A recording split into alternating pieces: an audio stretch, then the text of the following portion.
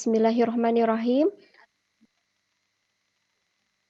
Assalamualaikum warahmatullahi wabarakatuh. Alhamdulillahirabbil alamin.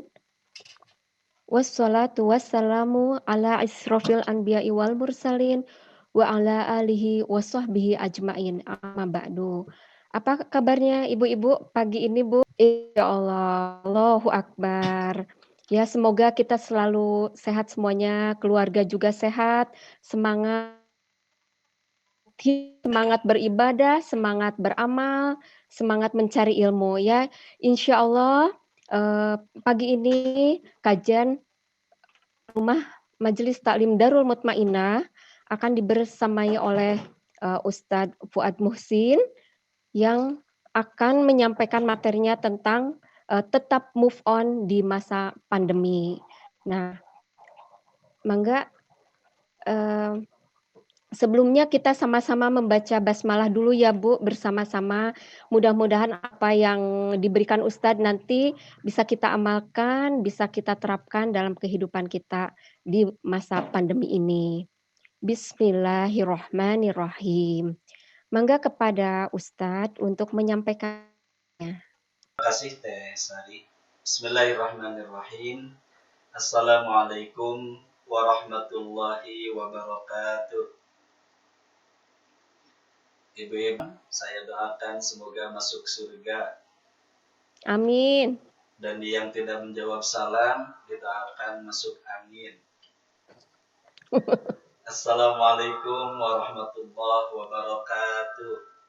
Waalaikumsalam warahmatullahi wabarakatuh. Ya, insya Allah diwakili oleh Teh Sari yang nampak suaranya keluar.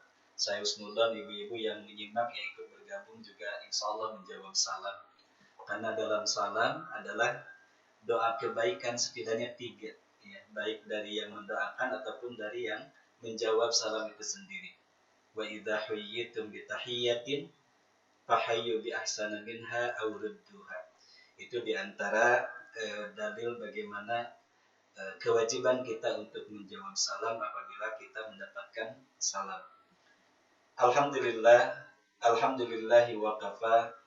Wassalatu wassalamu ala Muhammadinil Mustafa wa alihi wa ashabihi ahli sidqi wal wafa. Ibu-ibu calon ahli surga yang dirahmati Allah dan saya banggakan. Apa kabar semuanya ibu-ibu? Alhamdulillah. Luar biasa. Allahu Akbar. Ustadz mewakili ibu-ibu itu pada di Teh Sophia diwakili aja oleh Teh Sophia untuk jawabannya. Dan yang terdengar memang hanya suaranya Teh Sophie. Ibu-ibu walaupun dalam kondisi yang sangat terbatas, memang yang enak itu tatap muka Bu ya. Sehingga kasepna abdi katinggal Bu ibu-ibu. Namun karena dalam kondisi yang sama-sama kita rasakan, maka mudah-mudahan walaupun terbatas lewat Zoom tidak mengurangi khidmat kita, tidak mengurangi nilai ibadah kita di sisi Allah Subhanahu wa taala. Yang terpenting kita tetap meluruskan niat, menyempurnakan ikhtiar di jalan Allah Subhanahu wa taala, dan mudah-mudahan apa yang kita lakukan saat ini bagian dari amal soleh sebagai bekal untuk kita pulang kepada Allah Subhanahu wa taala. Ibu-ibu calon ahli surga yang dirahmati Allah Subhanahu wa taala dan saya banggakan, kita ngobrol-ngobrol aja ringan. Ibu-ibu, Allah Subhanahu wa taala berfirman, A'udzubillahi minasyaitonir rajim. Bismillahirrahmanirrahim. Lillahi ma fis samawati wa ma fil ardh. Milik Allah lah, ciptaan Allah lah, dalam genggaman Allah lah seluruh makhluk baik yang ada di langit ataupun yang ada di bumi. Ibu-ibu diwakili oleh Teh Sari. Surat apa itu Bu? Surat Al-Quran ya, karena pasti ada dalam Al-Quran. Surat Al-Baqarah ayat 284. Nanti ibu-ibu sambil bergabung menyimak acara ini, kebersamaan ini, ada baiknya juga menyiapkan mushaf Al-Qurannya ya. Tadi surat Al-Baqarah ayat 284. lillahi ma fis samawati wa ma fil ardh. Jadi seluruh makhluk yang ada di langit, seluruh makhluk yang ada di bumi, langit, bumi berikut segala isinya, mutlak ciptaan Allah, mutlak milik Allah, mutlak berada dalam genggaman Allah Subhanahu wa taala. Apa pekerjaannya makhluk-makhluk Allah ini? Dalam banyak ayat, dalam banyak surat Allah Subhanahu wa taala berfirman, A'udzubillahi minasyaitonir rajim. Yusabbihu lahu ma fis samawati wa ma fil ardh. Senantiasa bertasbih makhluk-makhluk Allah, baik yang ada di langit ataupun yang ada di bumi. Jadi ibu-ibu, ini surat Al-Hasyr ayat 24 ya. Dan di awal-awal surat seperti surat Al-Hadid itu juga menjelaskan bahwa semua makhluk yang ada di langit, semua makhluk yang ada di bumi, di antara pekerjaannya adalah berzikir, bertasbih, mensucikan Allah, mengagungkan, membesarkan Allah. Nah pertanyaannya ibu-ibu, kalau kita nih dengan virus corona, sama-sama makhluk Allah bukan Bu? Iya. Kasari, halo? Oh, baik. Pasti semuanya menjawab ya. Sepakat semuanya bahwa kita, seluruh makhluk Allah yang ada di langit, yang ada di bumi, termasuk virus corona, sama-sama makhluk ciptaan Allah. Berarti kalau begitu, merujuk kepada ayat tadi di antaranya Al-Hasyr ayat 24, virus corona pun di antara pekerjaannya apa? Bertasbih, berzikir, mengagungkan, mensucikan Allah Subhanahu wa taala tentu dengan bahasanya sendiri. Ibu-ibu calon ahli surga yang dirahmati Allah oleh Allah Subhanahu wa taala. Kemudian yang namanya makhluk, makhluk itu tersifati dengan sifat fana. Artinya bersifat sementara. Kesementaraannya itu diawali dengan ketiadaan. Saya ulang ibu-ibu ya. Kesementaraannya itu diawali dengan ketiadaan. Lalu dengan kehendak Allah Subhanahu wa taala menciptakan sehingga menjadi ada. Dan kesementaraannya itu kemudian akan diakhiri dengan ketiadaan. Ini sebagai contoh. Asalnya nih kita tidak ada. Lalu kemudian diciptakan oleh Allah menjadi ada dan pasti akhirnya pun akan tiada. Sama halnya dengan virus corona. Virus corona ini fana, tersifatnya dengan sifat sementara, asalnya tidak ada. Maka dengan kehendak Allah diciptakan menjadi ada dan pasti akhirnya akan tiada. Kemudian ibu-ibu calon ahli surga yang dirahmati Allah dan saya banggakan, yang namanya makhluk ini tersifati dengan sifat hauqalah, lemah, tidak berdaya, tidak memiliki kekuatan apapun tanpa seizin Allah Subhanahu wa taala. Makanya di antara kalimat yang sering oleh Rasulullah diwasiatkan kepada para sahabatnya, perbanyak membaca kalimat dzikir la haula wala quwwata illa billahil aliyyil azim. Ini kita lemah. Virus corona pun lemah tanpa seizin Allah. Maka karena kita dengan virus corona ini sama-sama makhluk ciptaan Allah, sama-sama tersifati dengan hauqalah, lemah, tidak berdaya. Oleh karena itu kita menyikapinya proporsional saja.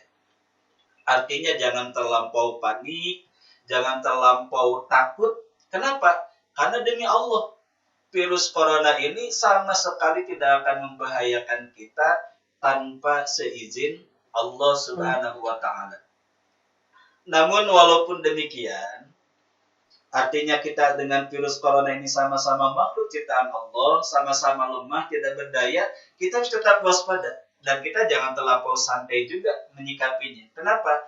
Karena walaupun virus corona ini lemah, tidak berdaya, menjadi sangat berdaya, menjadi sangat berbahaya, bahkan bisa menjadi jalan sampainya takdir kematian dari Allah bagi orang yang dikehendakinya. Nih, kita imun tubuhnya misalnya bagus. Tapi ketika misalnya virus corona datang, walaupun imun tubuh kita bagus, Allah mengizinkan virus corona sampai kepada kita, bisa membuat daya tahan tubuh kita menjadi sangat lemah, tidak berdaya. Jadi proporsional saja, satu, jangan terlampau takut, terlampau galau, terlampau panik.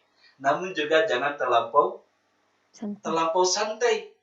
Kenapa? Tadi, karena sebetulnya walaupun virus corona ini lemah, kalau Allah mengizinkan, ternyata sangat dahsyat dan membahayakan.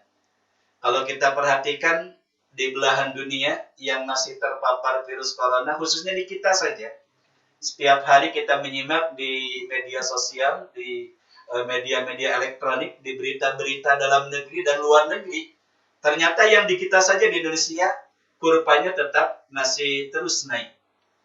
Bahkan sekarang di Jakarta, ya, juga akses masuk ke Jakarta, Bogor, Tangerang itu sudah dilakukan yang namanya PSBB.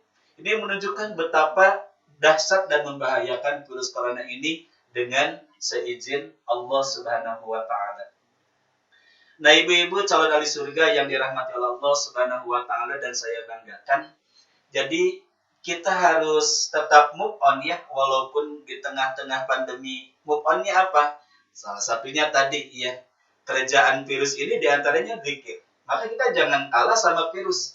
Kalau virus zikir dengan bahasanya sendiri, nah kita pun, apalagi kita diberikan nikmat yang namanya lisan. Dianugerahi oleh Allah yang namanya lisan sebagai alat zikir kita kepada Allah. Bukankah kita sangat butuh yang namanya pertolongan Allah? Bukankah zikir itu adalah bagian dari cara bagaimana Allah menolong kita, menenteramkan hati kita? Ujian virus corona tetap ada hingga saat ini masih kita rasakan. Namun supaya Allah tetap menghibur, menenteramkan hati kita, salah satu bentuk move on kita dengan yang namanya pandemi ini, kita tetap berzikir kepada Allah Subhanahu wa taala. Allah Subhanahu wa taala berfirman, A'udzu billahi minasyaitonir rajim. Ala bidzikrillahi tatma'innul qulub. Camkanlah, ingatlah dengan banyak berzikir kepada Allah, bertasbih memuji Allah, tatma'innul qulub.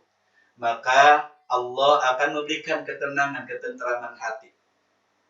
Ini seperti kita akan keluar dari rumah, Bapak Ibu. Maaf, nggak ada bapak-bapaknya ya. Nggak apa-apa, diwakili oleh saya sendiri. Ibu-ibu calon ahli surga yang dirahmati oleh Allah. Nah, saat kita mau keluar rumah menuju suatu tujuan, ada zikir yang diajarkan oleh Rasulullah Sallallahu Alaihi Wasallam. Dan ini adalah bagian dari ikhtiar kita, ya, mem-move-on-kan diri agar kita tetap dijaga, dilindungi oleh Allah Subhanahu Wa Taala. Apa kalimat zikirnya? Bismillahi tawakkaltu 'ala Allah, la haula wa la quwwata illa billahil aliyyil azim. Ibu-ibu akan keluar dari rumah, gimana Bu? Yang pertama yang harus dilakukan apa? Dahulukan kaki kanan. Biasanya standarnya begitu Bu ya, orang menjawab umumnya begitu. Padahal harus tertib, dan tertib itu sunnah Rasul. Gimana tertibnya keluar dari rumah? Ya buka dulu pintu Bu ya, masa langsung melangkah.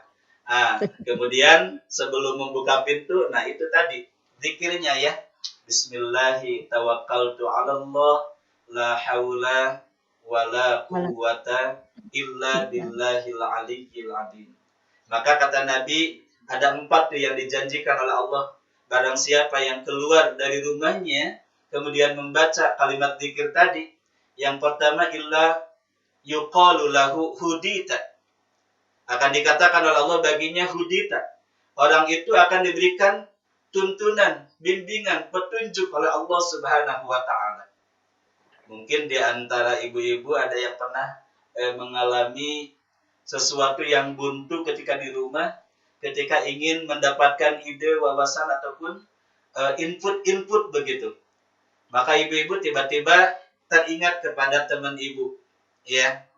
Kemudian keluar dari rumah untuk bersilaturahim ke teman ibu-ibu.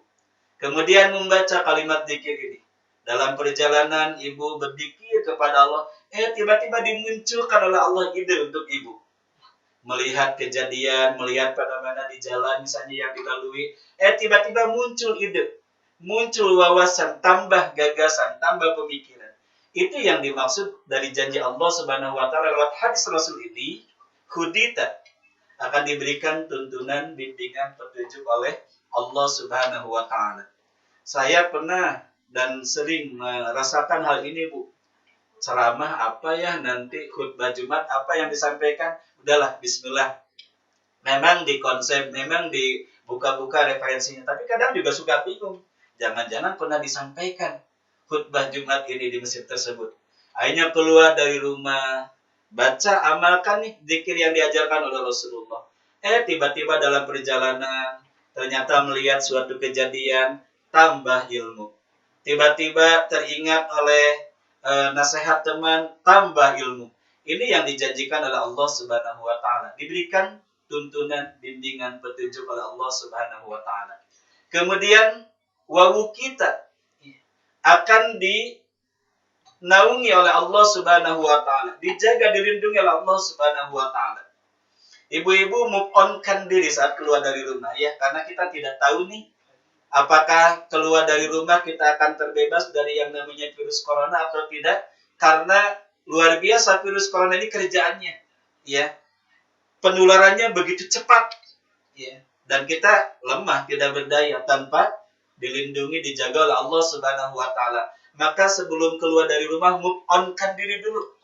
Pasrahkan total kepada Allah, baca zikir perlindungannya. Karena janji tadi dari Allah Subhanahu wa taala akan diberikan naungan, penjagaan oleh Allah Subhanahu wa taala. Kemudian wakufita akan dicukupi hajat kita, keperluan kita. Allah Maha tahu, bahkan Allah Maha tahu dibandingkan yang kita tidak tahu, padahal kita banyak kebutuhan. Nah, yang tidak kita tahu tentang apa yang kita butuhkan, Allah Maha tahu. Begitu. Kemudian fatatanahha lahus syayatin, akan dijaga, dilindungi dari tipu daya setan. Nah, ini Bu ya. Jadi kita move on nih, keluar dari rumah. Ingat, kita bacakan kalimat perlindungan zikir kita kepada Allah Subhanahu wa taala. Tapi tetap corona sampai saat ini masih ada. Ya, kita tidak tahu. Tapi kita harus yakin ibu-ibu bahwa corona ini sekali lagi makhluk ciptaan Allah yang tersifati dengan sifat fana. Fana itu artinya sementara, asalnya tidak ada dan pasti berakhir ya dengan izin Allah pada waktu yang ditetapkan oleh Allah Subhanahu wa taala. Sampai kapan? Wallahu a'lam.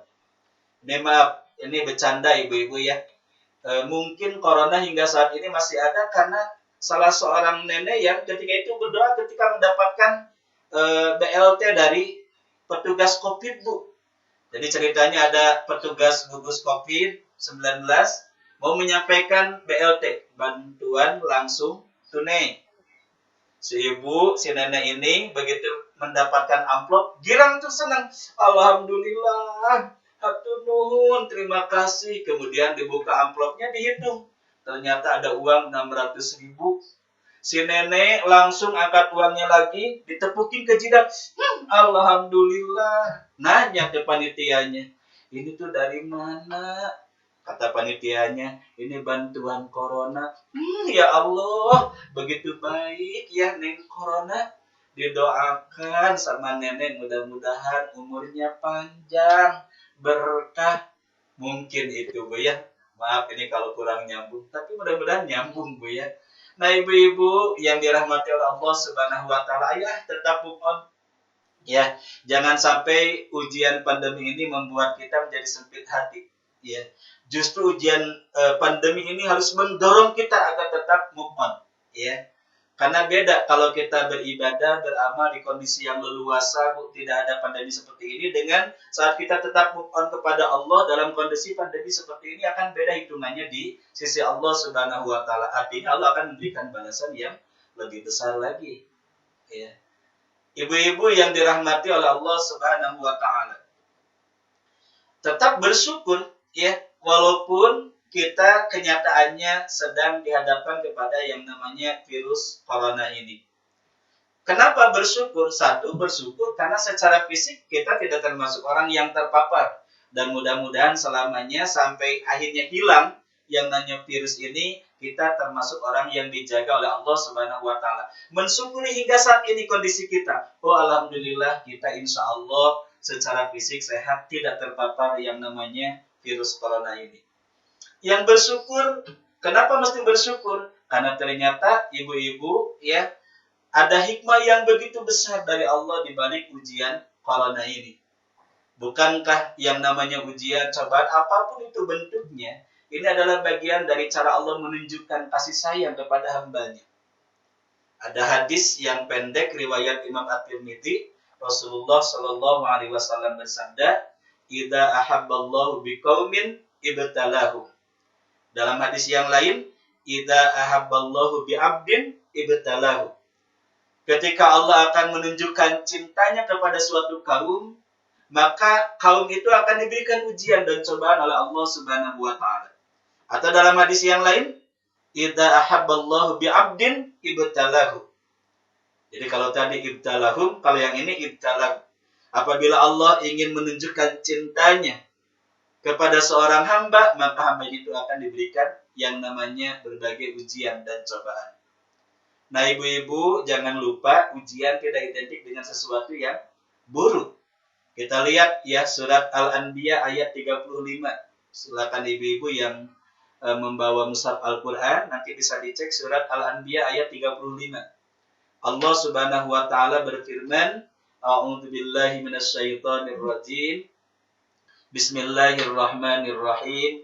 Wa nabluukum bisyarri wal khairi fitnah.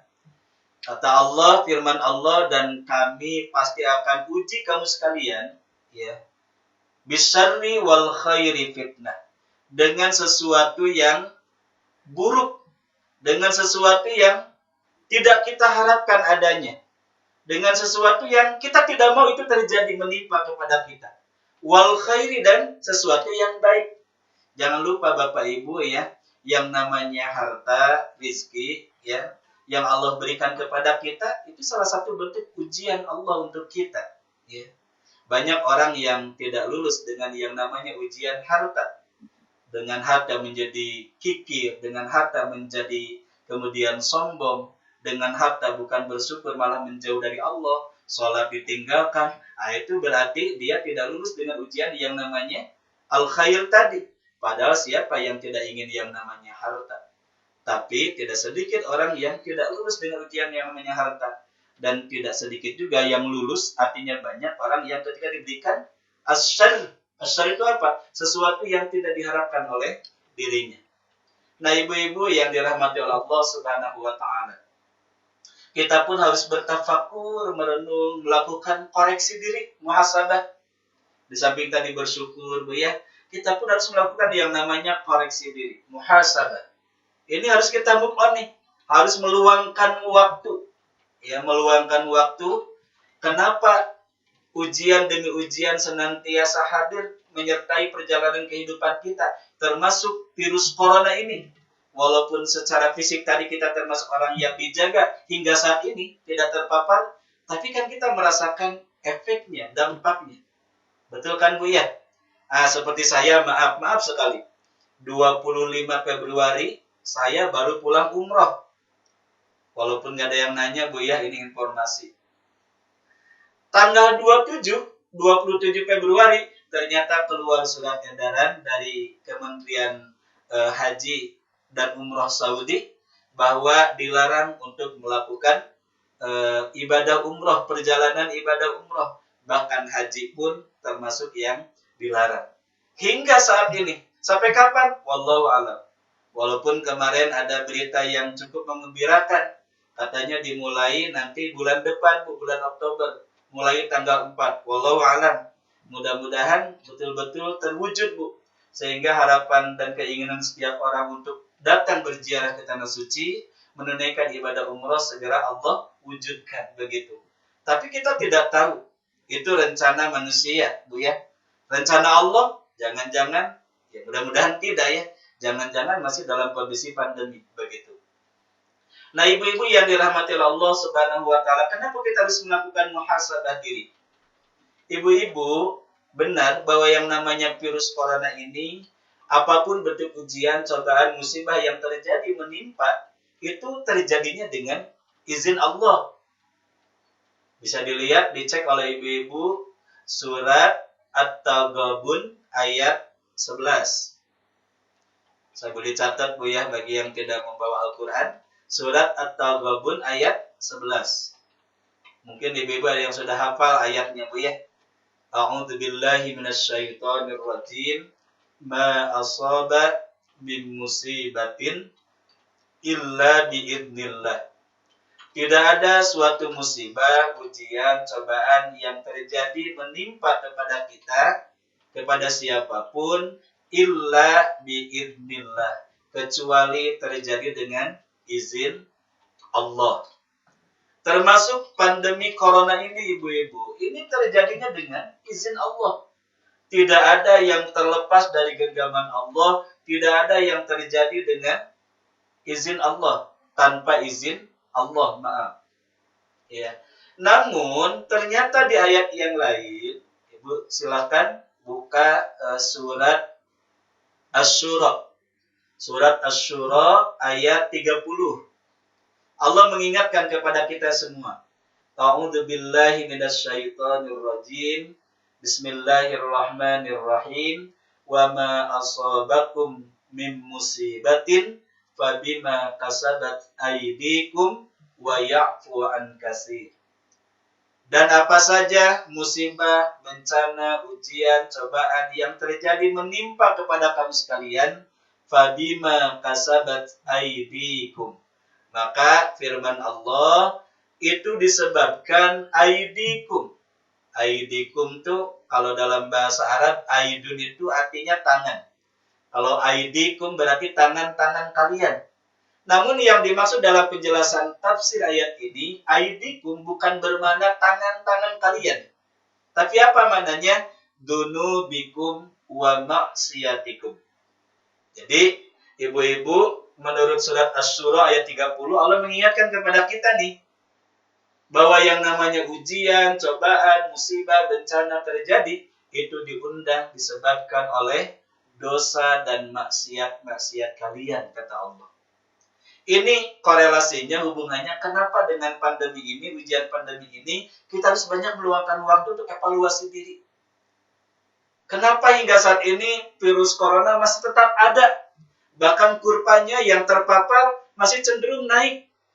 Ini jangan-jangan ada dosa-dosa kita nih yang belum kita taubati sehingga Allah masih tetap mengeksiskan ya virus corona ini ada hingga saat ini. Makanya Imam Ibnul Qayyim Al-Jauziyah dalam karyanya Al-Jawabul Kafi, beliau mengutip apa yang disampaikan oleh Imam Ali. Kata Imam Ali, "Ma nazala bala'un illa bidzanbin." Allah tidak akan menurunkan yang namanya bencana, ujian, cobaan, musibah, illa bidzanbin, kecuali diakibatkan oleh dosa. Wala rufi'a bala'un illa bitaubatin. Dan Allah tidak akan mengangkat, menghilangkan bencana, ujian, cobaan illa bitaubatin, kecuali dengan kesungguhan kita untuk bertobat kepada Allah Subhanahu wa taala. Maka nih move on-nya kita dengan virus corona ini, virus corona harus mendorong kita agar menjadi pribadi yang lebih baik.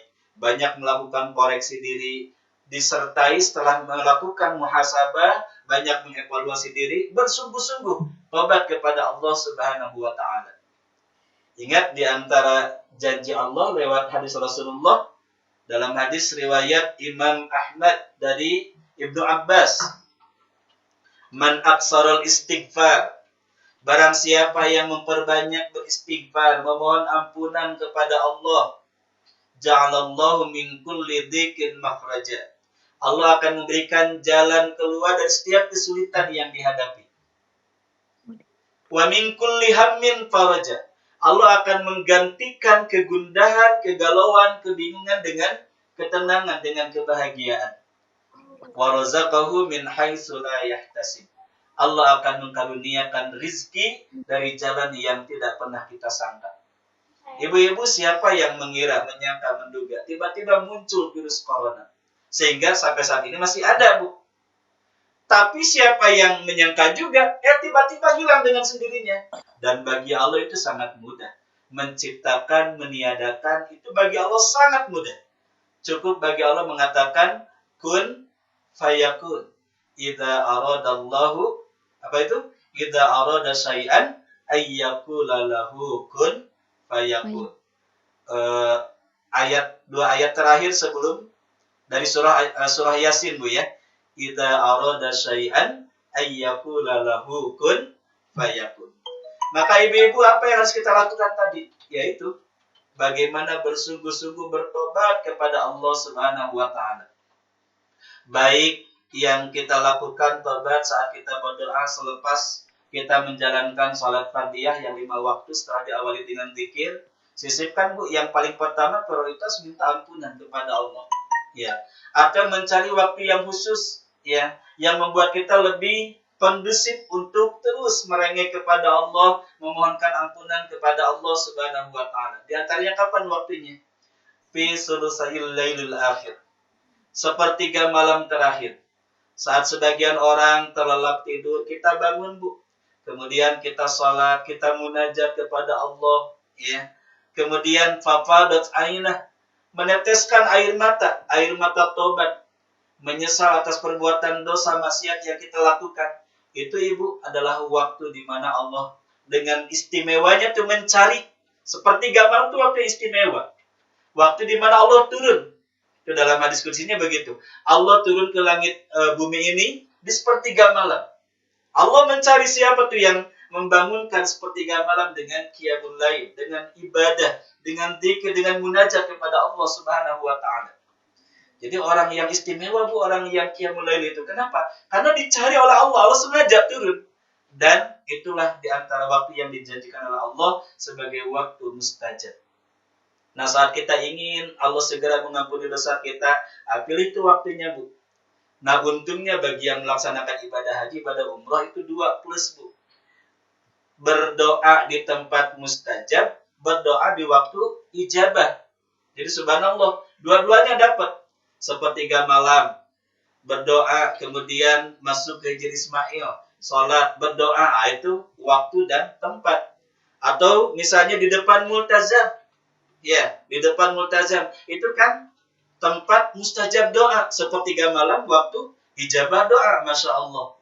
Atau misalnya di Masjid Nabawi, masuk ke Raudhah sepertiga malam terakhir, itu adalah tempat mustajab doa, waktu mustajab doa. Namun jangan khawatir, Ibu, semua tempat milik Allah, dan dimanapun kita berdoa, Allah pasti mendengar dan Allah pasti mengabulkan. Hanya kita harus bersabar menunggu saat dimana Allah mengijabah, mengabulkan doa kita. Surat Al-Mu'min, ya, ayat 60. Allah berjanji. Atau surat Ghafir, Bu, ya. Nama lain dari surat Al-Mu'min, yaitu surat Ghafir, ayat 60. Ud'uni astajib lakum. Allah berjanji, berdoalah, memintalah kalian kepadaku, astajib lakum. Maka pasti aku akan mengabulkan, mengijabah. Nah, Ibu, terus periksa dosa-dosa kita, kesalahan kita taubati. Maka insya Allah, Bu, tadi janji dari Allah Subhanahu wa taala, kita akan diberikan jalan keluar, solusi dari setiap kesulitan yang kita hadapi. Ibu-ibu yang dirahmati oleh Allah Subhanahu wa taala, tobat itu kalau dosa kepada Allah gampang, Bu, tobatnya. Kita misalnya pernah meninggalkan sholat, malum misalnya zaman dulu kita belum begitu mumpuni ilmunya, malum karena pengaruh lingkungan, pengaruh teman misalnya, sehingga terbawa buruk, sehingga pernah meninggalkan sholat. Tobatnya gampang kepada Allah, tinggal tobat, Bu. Boleh kita mengkodok, boleh, silakan, ya kita ingat misalnya. Tapi kalaupun misalnya tidak mengkodok, tobat dengan setobat-tobatnya, atau yang disebut dengan taubatan nasuha. Iya. Maka insya Allah, Ibu, Allah akan dengan segera memaafkan. Tapi kalau dosa kepada sesama ini, ya kepada orang lain, kita pernah berbuat zalim, pernah merampas hak milik orang lain, pernah menyakiti orang lain, jangan dulu minta ampunan kepada Allah, Bu. Mintakan maaf dulu kepada orang yang pernah kita sakiti. Kenapa? Karena Allah akan menangguhkan permohonan maaf kepada seorang hamba kalau hambanya itu belum meminta maaf kepada orang yang pernah dizalimi, disakitinya. Lah gimana kalau kita sudah minta maaf, kemudian yang kita minta maafkan tidak mau memaafkan kita? Nah, itu sudah gugur kewajiban kita, Bu. Saya pernah menyampaikan di Darul Hajj dulu waktu masih kondisi normal, Bu. Apa kewajiban kita selanjutnya kalau kita sudah minta maaf sebelum tobat kepada Allah? Minta maaf dulu kepada orang yang pernah kita sakiti dan dia tidak mau memaafkan. Kewajiban kita berikutnya, satu, all out, bersungguh-sungguh tobat kepada Allah. Yang kedua, ibu mohonkan ampunan kepada Allah agar orang yang tidak mau memaafkan kita diampuni kesalahannya, dosanya oleh Allah. Dan yang ketiga, kewajiban kita tetap hablum minan nas, menjaga hubungan baik kita dengan orang yang tidak mau memaafkan kepada kita. Jadi tidak disebut taubatan nasuha kalau kita sudah minta ampunan kepada Allah, lalu kemudian di perjalanan kita ketemu dengan orang yang tidak memaafkan kepada kita, padahal kita sudah minta maaf, kemudian timbul dongkol, itu orang yang tidak memaafkan, kurang ajar. Nah, itu bukan taubatan nasuha, ya. Makanya kalau dalam doa tobat, diantaranya sisipkan ibu doa supaya dicabut rasa dendam dalam diri kita, di hati kita. Surat Al-Hasyr ayat 10 atau ayat 11, saya lupa, ya. Ada doa di situ, wala taj'al fi qulubina ghillan lil ladzina amanu rabbana innaka raufur rahim.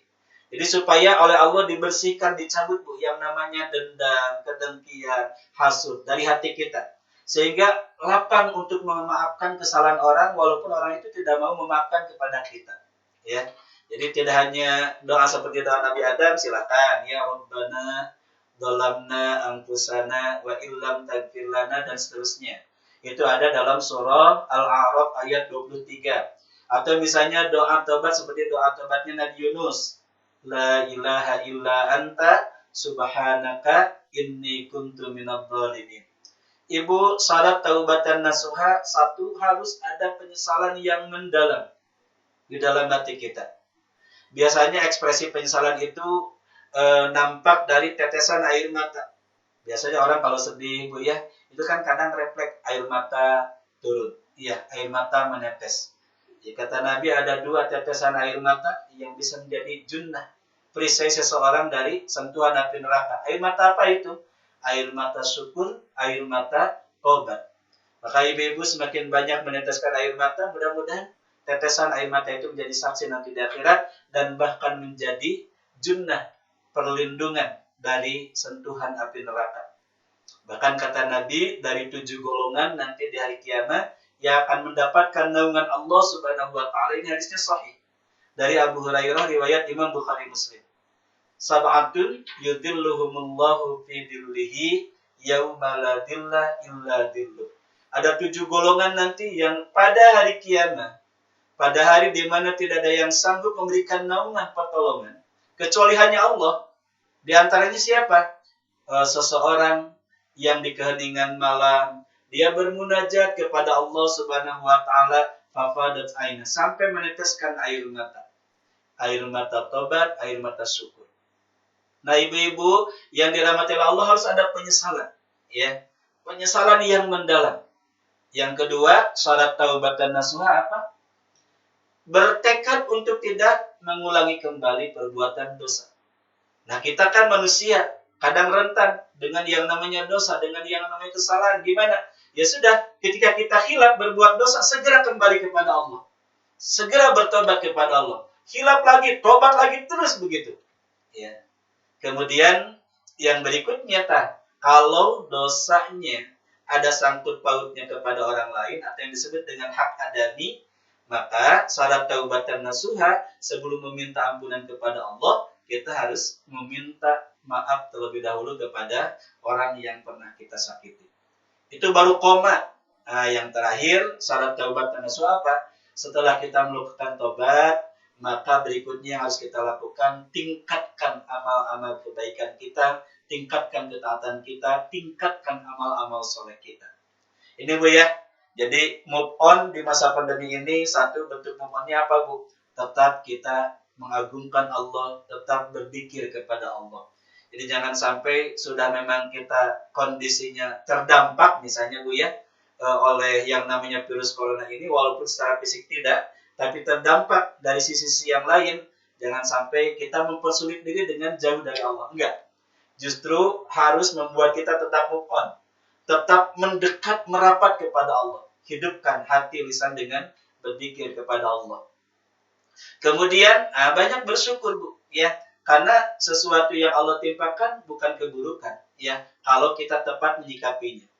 Bukankah ada hadis Nabi, begitu menakjubkan setiap perkara orang yang beriman itu. Karena semuanya baik kata Allah yang disebutkan dalam hadis Nabi itu.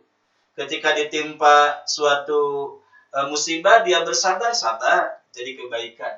Diberikan nikmat, bersyukur, syukur jadi kebaikan. Jadi di mana salahnya? Tidak ada yang salah. Yang salah ya tentu sikap kita menyikapi sesuatu yang salah. Tidak sabar, buruk sangka, ya, jauh dari Allah. Padahal kita butuh pertolongan Allah. Diberikan ujian, menjauh bukan mendekat dari Allah, itu namanya mempersulit diri. Salah sikap kita. Jangan salahkan Allah kalau Allah tidak segera memberikan pertolongan. Kenapa? Kitanya menjauh dari Allah. Harus tetap move on. Ya, berzikir, kemudian bersyukur, banyak melakukan evaluasi diri, muhasabah, dan bersungguh-sungguh tobat kepada Allah Subhanahu wa taala. Tentu kita pun mengikuti protokol kesehatan, Bu ya. Karena itu pun adalah bagian dari ikhtiar kita menjemput pertolongan Allah Subhanahu wa taala. Yang namanya pakai masker menjadi hukumnya wajib. Karena boleh jadi kita nih bagus imun tubuhnya, tapi ada orang lain misalnya yang kurang bagus malah menjangkit kepada kita, misalnya lewat bersin lah, lewat batuk yang dia tidak menggunakan masker misalnya. Saat kita sedang lemah walaupun sebelumnya kita imun tubuhnya bagus, bagi Allah tidak ada yang tidak mudah membuat kita menjadi lemah gara-gara misalnya kita kurang menyempurnakan ikhtiar. Pakai masker menjadi wajib hukumnya.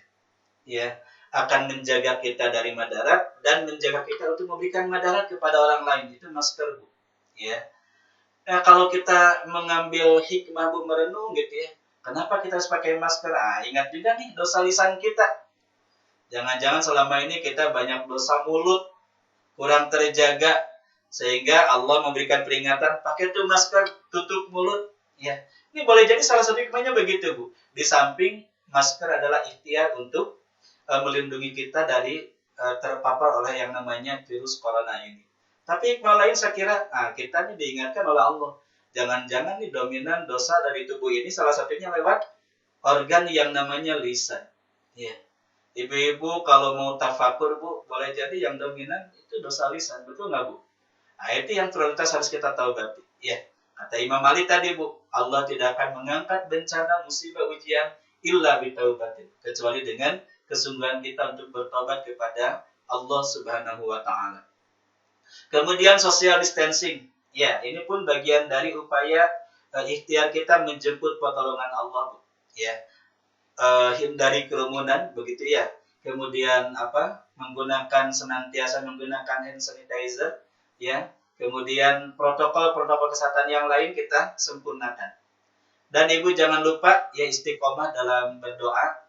Ada di antara doa-doa perlindungan yang diajarkan oleh Rasulullah SAW. Ibu-ibu jangan lupa kalau pagi hari baca Bismillahirrahmanirrahim. La yadurru ma'asmihi syai'un fil ardi wala fis samai wa huwas samiul alim. 3 kali pagi hari dibaca, 3 kali sore hari dibaca, Bu. Ya. Kita ulang sama-sama. Bismillahirrahmanirrahim. La yadurru ma'asmihi syai'un fil ardi wala fis samai wa huwas samiul alim. Kata Nabi, barang siapa yang membaca zikir ini, doa ini, maka akan dijaga oleh Allah Subhanahu wa taala dari berbagai bencana, dari berbagai musibah. Ini adalah bagian ikhtiar kita, Ibu ya, menjemput pertolongan Allah Subhanahu wa taala. Jadi tetap move on. Move on-nya dengan tetap istiqomah berzikir, tetap istiqomah dalam berdoa, ya. Jangan putus dari berlindung kepada Allah Subhanahu wa taala. Oh iya, termasuk move on-kan diri nih di saat pandemi. Walaupun kita harus betul-betul pandai mengatur keuangan, tapi jangan lupa Ibu, sisihkan rizki itu kalau kita sisihkan, itu akan jadi benteng bagi kita. Maksud saya, tetap istiqomah bersedekah. Sedekah itu prinsipnya simpel saja, ibu-ibu. Yang penting besar ikhlas. Ya kan? Daripada kecil tidak ikhlas, buat apa? Nggak akan jadi amal, Bu ya. Mendingan besar ikhlas. Nah, kalau ikhlas besar, itu namanya TOP BGT, Bu ya. Apa itu? Top banget. Kecil tidak ikhlas, itu sama lekete Bu ya. Sudah kecil tidak ikhlas, yang top besar ikhlas. Begitu Bu ya. Nah, sekarang masukkan disingkat-singkat Bu ya. Suami mau berangkat kerja, gimana bilang ke istrinya? Ibu, Bapak berangkat dulu ya. Kata istrinya gimana? Titip DJ ya Pak. Aduh, keren Bu ya. Titip DJ atau Hadijah, hati-hati di jalan. Kata suaminya tersenyum, iya ibu jangan lupa Dedi Dores. Apa Bu Dedi Dores? Dengan diiringi doa restu. Kata ibunya, ya iya atuh Pak, senantiasa ibu doakan. Oh iya Pak, kata istrinya, apalagi Bu? Ibu jangan lupa ya, Bapak jangan lupa ya, Roma Irama. Ibu tahu Ibu? Itu penyanyi dangdut Bu ya, nggak usah diperpanjang. Nah ibu-ibu, ayo tetap move on kan diri, walaupun kenyataannya kita mungkin merasakan dampak dari pandemi ini, kita tetap bersyukur kepada Allah karena kita alhamdulillah hingga saat ini terjaga dari yang namanya virus corona, walaupun terdampak daripada akibat corona ini, misalnya ekonomi dan lain sebagainya. Kemudian tetap berzikir kepada Allah, tingkatkan perbaikan diri kita, tobat kita kepada Allah Subhanahu wa taala, tetap semangat dalam beribadah, jangan lupa Ibu ya. Karena prinsipnya pertolongan Allah itu datang kalau kita makin tunduk, makin taat kepada Allah. Saya ulang, prinsip datangnya pertolongan Allah itu berbanding lurus dengan sejauh mana kedekatan kita kepada Allah untuk menghamba, mengabdikan diri beribadah, tunduk patuh kepada Allah. Dalam surah Al-Baqarah ayat ke-5 kita diajarkan oleh Allah prinsip untuk menjemput pertolongan Allah. Gimana? Allah mengajarkan kepada kita dalam ayat itu. Iyyaka na'budu wa iyyaka nasta'in. Hanya kepadamu kami menghambakan diri beribadah dan hanya kepadamu kami meminta pertolongan Allah Subhanahu wa taala. Imam Ibnu Abbas memberikan komentar kepada ayat ini. Ayat ini mengajarkan kepada kita, kalau kita ingin ditolong oleh Allah Subhanahu wa taala, kata Imam Ibnu Abbas, posisikan kehambaan kita di hadapan Allah Subhanahu wa taala. Harus menjadi hamba yang tunduk, patuh, taat, mengabdi, beribadah kepada Allah. Jadilah manusia muttaqin, yang tunduk, yang bertakwa. Takwa kan artinya dalam pengertian yang umum, senantiasa menjalankan perintah Allah, menjauh meninggalkan larangan Allah Subhanahu wa taala. Maka akan muncul yang namanya pertolongan Allah lewat ketaatan kita. Surah At-Talaq ayat 2 ayat 3, wa may yattaqillaha yaj'al lahu makhraja wa yarzuqhu min haitsu la yahtasib. Barang siapa yang tunduk, patuh, bertakwa, mengabdi, beribadah kepada Allah, dua disebutkan dalam ayat itu Bu ya. Akan Allah berikan jalan keluar dari setiap kesulitan yang dihadapi. Kemudian akan diberikan rezeki dari jalan yang tidak pernah kita sangka. Kemudian dalam ayat berikutnya, saya lupa ayat keempat kalau tidak salah. Wa may yattaqillaha yaj'al lahu min kulli amrihi yusran. Ya. Saya lupa ayatnya. Bisa dilihat nanti Bu ya. Saya kebetulan tidak sempat tadi membaca ayat itu. Tapi saya ingat dengan artinya. Barang siapa yang bertakwa kepada Allah, maka Allah akan jadikan segala urusannya menjadi mudah. Kalau kita ingin dimudahkan urusan Ibu, ya, tunjukkan kehambaan kita kepada Allah Subhanahu wa taala, tunduk, patuh, taat, mengabdi, beribadah kepada Allah Subhanahu wa taala. Dan yang terakhir, karena kita makhluk lemah, tidak berdaya, ikhtiar sudah kita lakukan, doa istiqomah kita panjatkan kepada Allah, protokol kesehatan kita terus mengikuti anjuran itu. Kemudian berikutnya tawakal, pasrahkan total bulat kepada Allah Subhanahu wa taala. Nanti Allah akan menjamin, akan menjaga kita. Demikian ibu-ibu calon ahli surga yang dirahmati Allah dan saya banggakan. Mudah-mudahan kita tetap move on Bu ya. Jangan sampai membuat kita malah jadi mempersulit diri dengan ujian ini. Cirinya apa? Kita jadi jauh kepada Allah, malas beribadah, malas baca Quran, malas sedekah. Jangan Bu, harus tetap move on supaya Allah segera menolong kita. Jadi ibu-ibu sambil menunggu connecting ya, bisa dialog.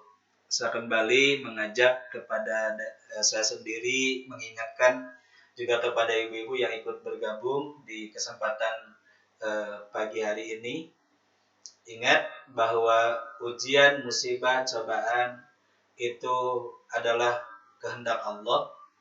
Semua yang ada di langit, yang ada di bumi, itu adalah bagian dari cara Allah menjadikan ladang ujian bagi kita, karena kita kenyataannya sekarang tinggal di dunia, Bu ya.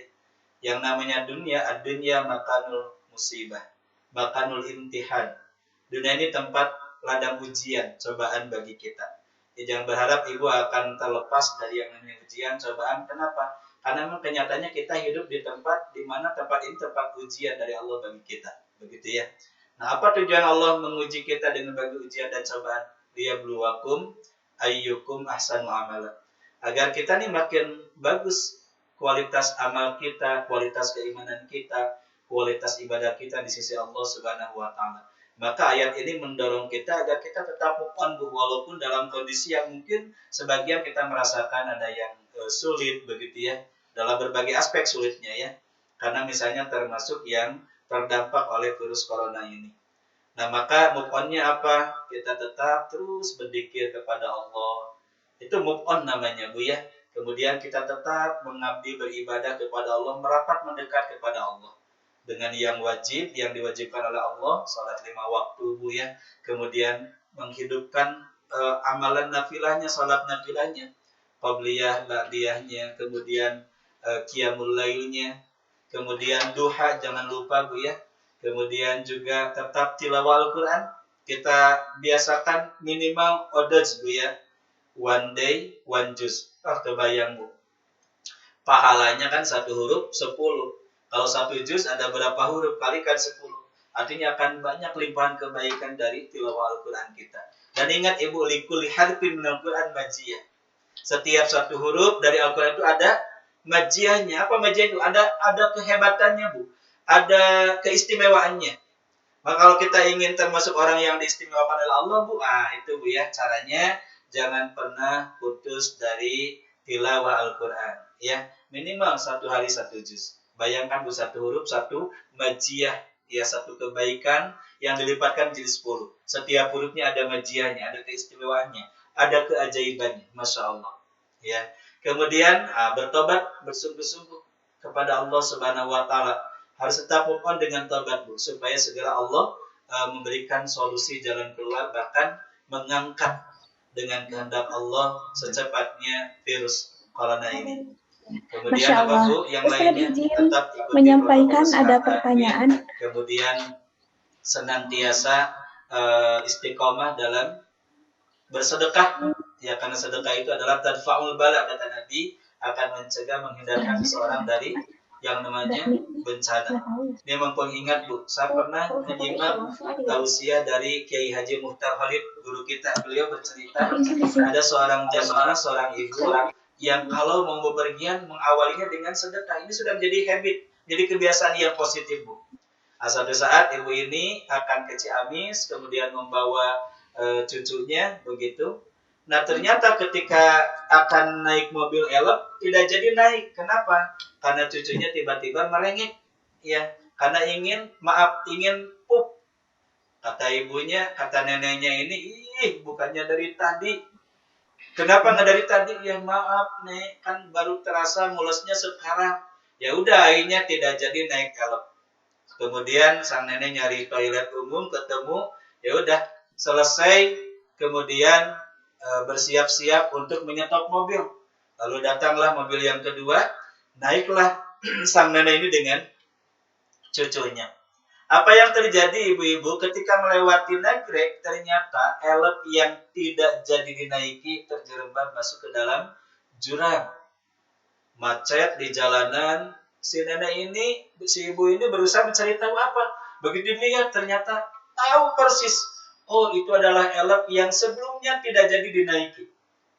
Itu mah langsung meluk cucunya, sok mencret lagi. Nah, ini maaf. Ini yang dimaksud oleh Rasulullah SAW bahwa as-shadaqatu tanfa'ul bala. Ingin sedekah ini menjadikan ingin bencana segera diangkat oleh Allah, ingin segera dijauhkan oleh Allah dari yang namanya ujian cobaan, ya, ingin segera virus corona ini oleh Allah dihilangkan. Nah, ini Bu, biasakan tiap hari bersedekah. Kepada bapak-bapak, ibu disarankan ya, setiap mau ke masjid, mau sholat subuh, bu, tuh, ya, sarankan ke caroge ibu, ke suami ibu, biasakan bawa uang, sisipkan uang di saku celana atau di gamis, bu, di kopok, ya, karena yanzila ni malakanihi nasubhi. Kata Nabi akan turun 2 malaikat setiap pagi hari. Malaikat yang pertama berdoa, Allahumma ti munfiqan khalaqa. Ya Allah, berikan ganti yang lebih baik bagi orang yang menafkahkan hartanya. Dan doa malaikat yang kedua, Allahumma ti mumsikan talaqa. Ya Allah, berikan kehancuran, kenistaan bagi orang yang menahan hartanya dari sedekah. Nah, kita ingatkan tubuh suami, Pak, mau ke masjid ya, sholat subuh berjamaah. Ya Pak, jangan lupa sedekah. Oleh ibu disiapkan uangnya. Barangkali suami belum menyiapkan uang, ya. Baik, rupanya sudah terkoneksi. Silakan, Teh Sari. Mangga, hatur nuhun Ustad. 1 menit lagi. Mangga ibu-ibu, speakernya. Assalamualaikum, saya bertanya lewat web itu tadi chattingan.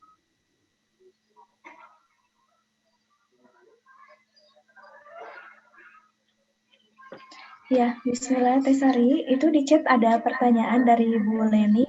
Ini tadi kan baru masuk lagi, Pak. Tolong Ya, dibantu. Ustadz, ya ini ada pertanyaan dari hamba Allah, katanya, bagaimana kalau mau minta maaf, tapi orangnya sudah meninggal? Kemudian pertanyaan yang kedua, atau kalau mau minta maaf, tapi malah orangnya seperti membangunkan singa lagi tidur. Masya Allah. Silakan Ustadz. Satu lagi ada, boleh satu lagi ya Ustadz? Dari hamba Allah juga, lebih baik mana istighfar dalam jumlah banyak atau sedikit tapi dihayati? Ya, jazakallah khair. Mangga Teh Sari dipandu kembali. Terima kasih, Teh. Ya, baik. Enggak, Pertanyaan yang pertama, Ibu tadi siapa namanya ya, hamba Allah? Tadi pertanyaannya apa? Lupa. Ibu Leni. Astagfirullah, lupa. Apa tadi pertanyaannya, lupa. Yang kedua aja dulu yang saya ingat ya. Lebih baik mana istighfar dalam jumlah yang banyak, kemudian atau dalam jumlah yang sedikit tapi dihadapi? Jawaban saya ideal, Bu. Yang banyak dan dihayati. Ya. Tetapi menjadi tidak berefek walaupun 1.000, 10.000 beristighfar, tapi sama sekali tidak disertai dengan penyesalan. Tidak ada penyesalan yang mendalam, tidak ada penghayatan yang mendalam dengan istighfar itu. Yang dia kejar hanya jumlah. Sedikit, tapi dengan sedikit dia bisa membongkar masa lalunya, teringat dengan dosa dan kesalahannya, kemudian meneteskan air mata karena timbul penyesalan, itu bagus, Bu. Tentu yang lebih bagus banyak istighfar dan disertai dengan penuh penghayatan dan penyesalan yang mendalam. Begitu, Bu ya.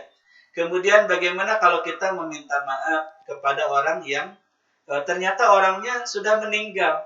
Ibu bisa dua tuh, bisa bersilaturahim kepada kerabatnya, ya, kepada orang tuanya, misalnya kepada saudaranya, dan ibu menyampaikan permohonan maaf, gitu ya, tanpa harus menyebutkan salah ibu apa. Saya pernah punya salah, punya hilaf, mohon ibu bisa mewakili atas nama almarhum atau almarhumah untuk bisa memaafkan saya, ya. Kemudian yang kedua, kalau itu tidak dilakukan, maka ibu bersungguh-sungguh bertobat kepada Allah dan memintakan ampunan kepada Allah agar almarhum, almarhumah yang pernah ibu sakiti diampuni dosanya oleh Allah Subhanahu wa taala, dilapangkan kuburnya mendapatkan syafaat Rasul dan menjadi ahli surganya. Ini jangan pelit untuk mendoakan, Bu ya. Begitu. Kemudian meminta maaf kepada orang yang seolah-olah malah seperti membangunkan singa dari tidurnya. Ya ibu harus pandai membaca kondisi kalau begitu, Bu ya. Sekiranya ibu datang kemudian akan membahayakan kepada ibu, ya tidak usah datang. Cari momen yang tepat. Tapi kalau misalnya sekiranya ibu itu tetap dendam gitu ya, susah untuk ibu bisa datang bahkan mengancam, ya ibu tadi cukup ibu sudah sudah gugur kewajiban ibu. Tapi kalau misalnya punten, sekarang kan terbantu oleh yang namanya media, ada handphone, ada misalnya WA, Bu ya. WA baik-baik minta maaf dengan tulus. Karena kalau ibu datang tidak mungkin, bahkan akan bisa menimbulkan madarat bagi ibu, bagi kedua belah pihak. Maka ibu bisa menggunakan media, Bu. di WA, Bu ya, mintakan maaf dengan tulus. Kemudian Ibu ternyata bukan harapan yang Ibu dapatkan, malah yang ada cacian makian. Ibu punten ya, malah direndahkan. Wah, pokoknya mah segala bahasa muncul di situ. Ibu nggak usah sakit hati, namanya juga Ibu sedang proses taubat, Bu ya. Ibu nggak usah dibalas dengan balasan yang sama, nggak usah ya. Ibu balas dengan balasan yang terbaik ya, yaitu dengan bersabar, kemudian memaafkan dan meminta ampunan kepada Allah agar orang tersebut diampuni dosanya oleh Allah Subhanahu wa taala. Begitu Bu ya. Baik, berikutnya silakan. Ya, ibu-ibu masih ada yang bertanya, Bu? Mangga silakan langsung bersama Ustadz. Ya, tadi yang satu lagi belum nih Ustadz, yang mau meminta maaf, tapi orang yang akan dimintai maafnya sudah meninggal. Bagaimana caranya meminta maaf kepada orang ini? Terima kasih, jazakallah khair. Iya, baik ibu-ibu. Rupanya waktu kita sudah melebihi ya Bu ya, sudah 5 menit kita lebih dari waktu. Alhamdulillah kajian rumah majelis taklim Darul Mutmainah sudah kita laksanakan. Mudah-mudahan ilmu yang diberikan oleh Ustadz bermanfaat, kita bisa mengamalkannya di rumah ya Bu ya, bersama keluarga. Jazakallahu khair untuk Ustadz Fuad. Mudah-mudahan tidak bosan ya Ustadz diundang lagi. Insya Allah. Baik, mari kita akhiri kajian kali ini dengan membaca doa kafaratul majlis. Alhamdulillahirabbil alamin. Subhanaka Allahumma wa bihamdika asyhadu alla ilaha illa anta astaghfiruka wa atubu ilaik. Saya Sari Sofi, mohon maaf atas segala kekurangan. Assalamualaikum warahmatullahi wabarakatuh. Waalaikumsalam warahmatullahi wabarakatuh. Pak, ada tambahan pengumuman? Informasi seputar Darul Mutmainah atau nanti kami akan share melalui ini di sini kami ada ladang amal juga. Darul Mutmainah mendampingi anak-anak yatim piatu duafa. Silahkan bagi bunda-bunda yang ingin menabung amal, kami membuka kesempatan beramal. Di sini ada untuk kebutuhan pembelajaran.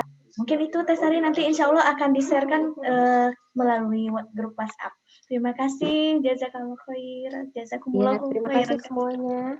Ya. Assalamualaikum warahmatullahi wabarakatuh.